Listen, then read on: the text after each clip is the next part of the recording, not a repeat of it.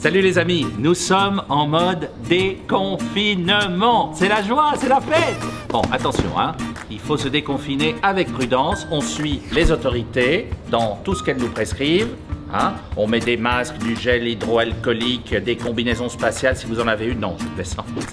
Mais on fait attention, on se déconfine avec prudence, avec modération.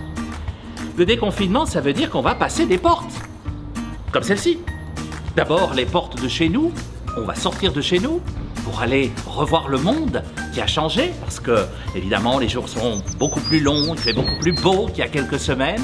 Rien que pour ça, ça fait plaisir de pouvoir sortir. Mais on va aussi frapper à certaines portes, sonner à certaines portes, celles des gens qu'on n'a pas vus depuis longtemps et qu'on aura plaisir à retrouver. Est-ce que dans la Bible, on parle de portes, à votre avis? Bon, évidemment, hein, sinon, je vous aurais pas fait signe aujourd'hui. On parle de portes dans la Bible à plusieurs endroits, mais notamment dans le tout dernier livre de la Bible, le livre de l'Apocalypse. Alors, quand on entend ce mot Apocalypse, on se dit, attention, c'est la fin du monde. Non!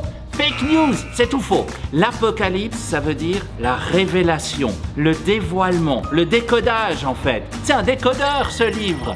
Il nous donne toutes les clés pour comprendre les mystères de Dieu. Alors on les a pas toutes encore, il y en a qui nous manquent, mais il y en a qu'on a, il y en a qu'on connaît. J'en prends une, celle-là par exemple, Apocalypse 3, 20. C'est un verset, tenez, je vous la donne. Donc attention, pas grave.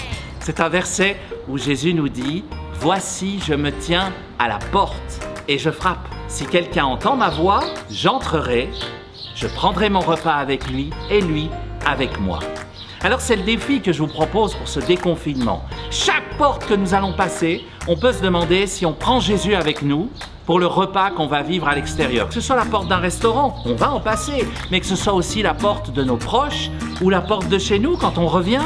Est-ce que je reviens avec Jésus aussi? Est-ce que je l'invite à prendre son repas avec moi?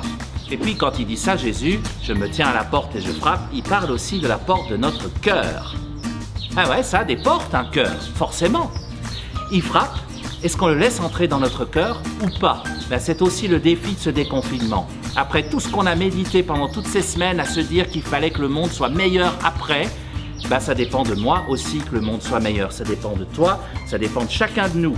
Si tu laisses Jésus entrer par la porte de ton cœur, forcément que le monde sera meilleur autour de toi. On fait comme ça et on se retrouve bientôt. Ciao!